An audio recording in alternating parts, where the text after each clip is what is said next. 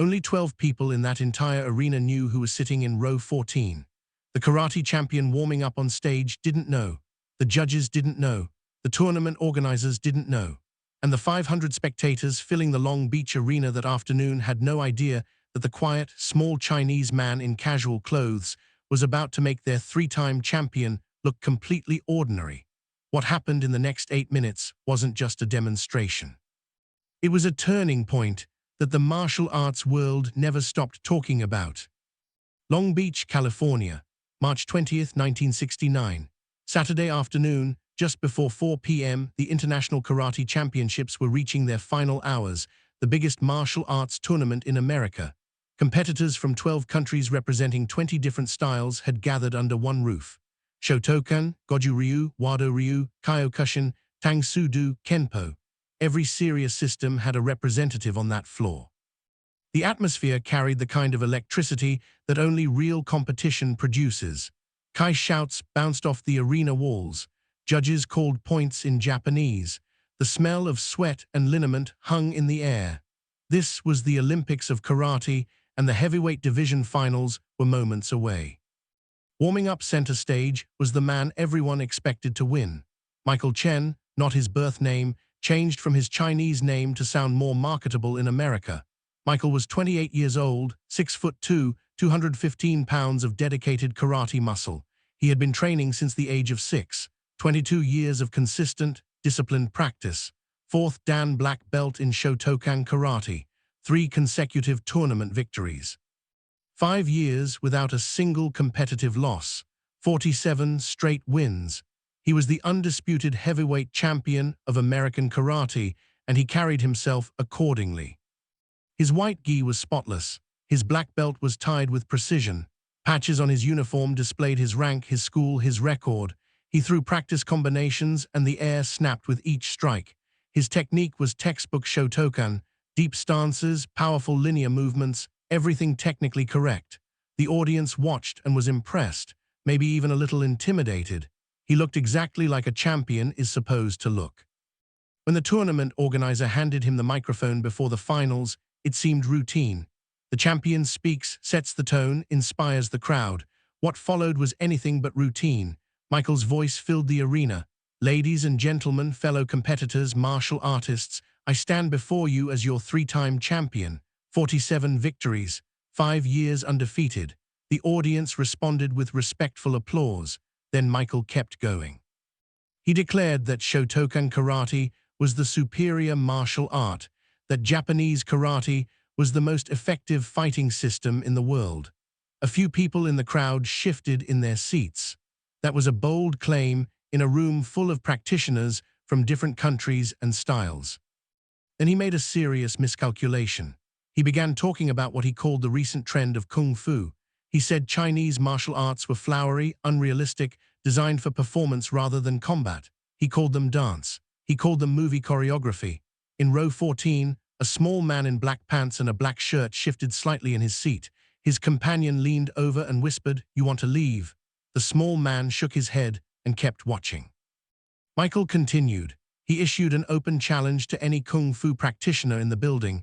He offered to go light, to demonstrate rather than fight. He said he simply wanted to prove that kung fu could not compete with real karate. He scanned the audience and waited. Nobody moved. Michael smiled and said that was exactly what he expected. All talk, no substance. Then a calm voice from row 14 said, "I'll accept your challenge." It wasn't loud, it wasn't aggressive, but the microphone caught it and the whole arena heard. Michael stopped and looked toward the sound. The voice repeated itself, "I'll accept your challenge." A small man stood up in street clothes with no uniform, no rank visible, no indication of who he was. Michael asked if he practiced kung fu. The man said he practiced Chinese martial arts, Wing Chun, and his own system called Jeet Kune Do. Michael had never heard of Jeet Kune Do. He knew Wing Chun vaguely as some close-range Chinese method. He asked for a name. The man said Bruce Lee. Michael didn't recognize it. He had spent his entire career inside the tournament circuit. He didn't follow kung fu developments. He hadn't watched the Green Hornet television show. He had no idea that the name Bruce Lee was already being spoken with serious respect in martial arts circles around the world. The 12 people in that audience who did recognize the name sat up immediately. One of them was Dan Inosanto, Bruce's student and close friend, sitting right next to him. Dan whispered urgently that Bruce didn't have to do this. Bruce said he had answered a direct challenge, nothing more. Ed Parker, the tournament organizer, addressed the crowd. He confirmed that Bruce Lee was a martial arts instructor based in Los Angeles, a practitioner of Wing Chun and Jeet Kune Do, and also known as Kato from the Green Hornet. Some audience members nodded with recognition. Michael heard the word actor and felt his concern fade. An actor, movie fighting, choreographed, staged, artificial. This was going to prove his point perfectly. The two men faced each other at center stage. The visual contrast was immediate and striking. Michael at 6'2", 215 pounds, pristine competition gi, 4th degree black belt, settled into a deep Zenkatsu dachi stance. Bruce at 5'7", around 140 pounds, in street clothes, stood with feet shoulder-width apart, weight centered, hands relaxed but ready. To the karate-trained eyes in the audience, it didn't look like a fighting stance. It looked casual, almost careless. Michael thought he knew exactly how this was going to unfold. Moved first, a textbook lunge punch, front hand aimed at Bruce's chest. Clean, fast, properly executed. Bruce wasn't there. He had shifted offline by just enough. Michael's punch met air. He reset and tried a front kick, a clean snap kick to the midsection. Again, Bruce wasn't there. Minimal movement, no dramatic dodge, just not in the same place the kick arrived. Michael increased his pace. He threw combinations he had used to win tournaments for 5 consecutive years. Punch, punch, kick, reverse punch, roundhouse. The techniques were sharp and fast. Bruce moved through every single one, not blocking, not countering dramatically, just not being where the attacks landed. The karate practitioners in the audience began noticing something specific. Michael's techniques were excellent, but Bruce was reading the preparation behind each one. Every classical technique has a setup, a weight shift, a chamber, a telegraph. Bruce was seeing them early and responding before the technique fully launched. Michael was hitting nothing, and he was starting to feel it. He decided to push harder, forget light contact. He wanted to actually land something. He drove a full-power front thrust kick toward Bruce's chest with real intention behind it. Bruce's palm rose and intercepted the shin just before full extension, redirected it slightly offline, just a few inches, but enough to break Michael's balance for a fraction of a second. In that fraction, Bruce stepped inside to close range, shot a straight punch along the centerline, and stopped it 1 inch from Michael's face. The intent was unmistakable. That was there. That was real.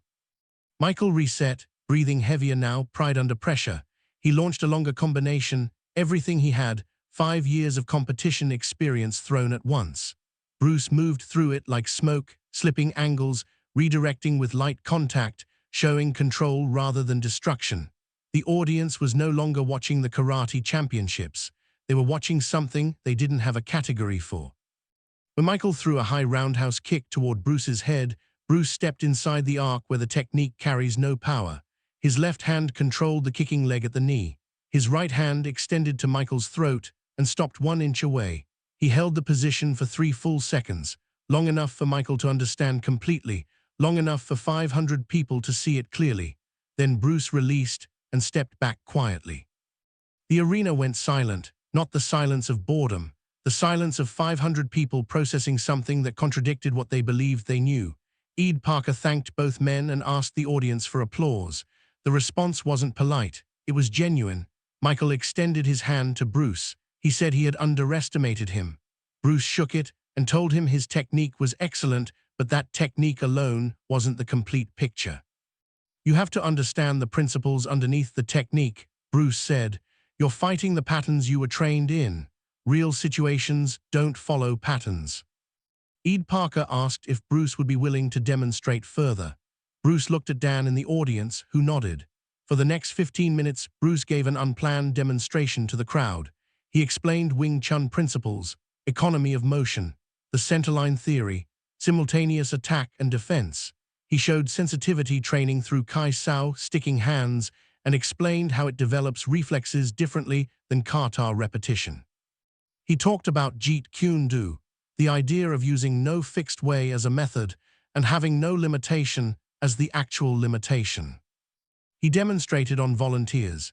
He showed how deep classical stances reduce lateral mobility, how chambering a technique before throwing it costs valuable time, how following a fixed system makes your movements predictable to an attentive opponent. The karate practitioners in the audience were sitting with real discomfort.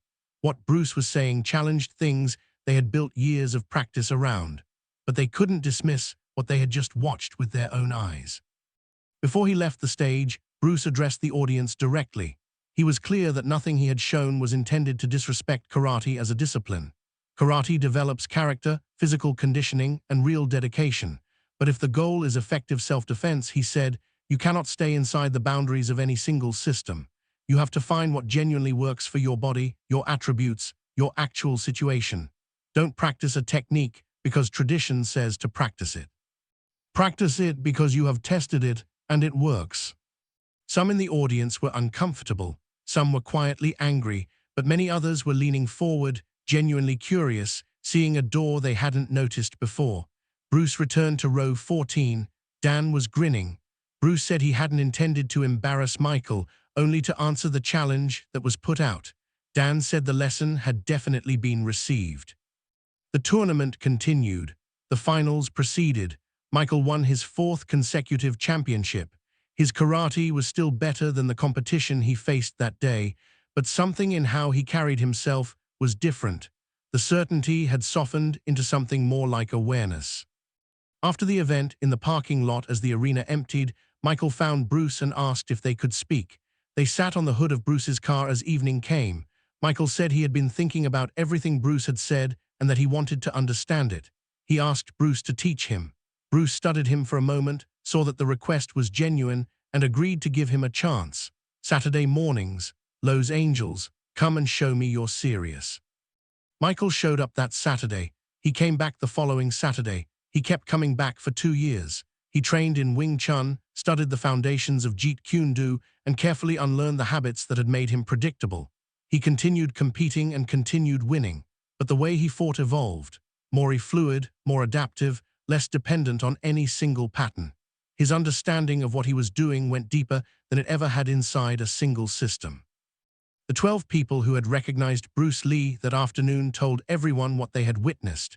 The story spread through the martial arts community. Some dismissed it, called it exaggeration, said the champion must have been going easy. But the people who were actually in that arena knew what they had seen. Many of them eventually made their way to Bruce's school, wanting to understand it for themselves. The 1969 International Karate Championships became a story that people who attended carried with them for decades. Not for the finals, not for the trophy, for the 8 minutes when a quiet man in street clothes stepped out of row 14 and answered a challenge that nobody else would answer. When a 140-pound man in no uniform made a 5-year undefeated champion look like he was fighting in slow motion. When the audience watched something that didn't fit inside any category they had for martial arts and had to expand their understanding just to make sense of what they'd seen. Michael Chen retired from competition in 1971. He opened his own school and taught a combined approach drawing from both Shotokan and Jeet Kune Do. He tells his students about that Saturday afternoon every time he wants to explain the difference between being the best within a system and being genuinely effective. He tells them about the day his certainty met something it couldn't account for. The day he extended a challenge he thought would go unanswered and learned that the most dangerous opponent is always the one you've already decided isn't a threat. 500 people in that arena, 12 who knew what they were looking at. One who learned something that changed the rest of his career, and one who simply answered when he was called. March 20th, 1969, Long Beach Arena. The day a man sitting quietly in the audience reminded an entire room that confidence without curiosity is just a slower way of falling behind.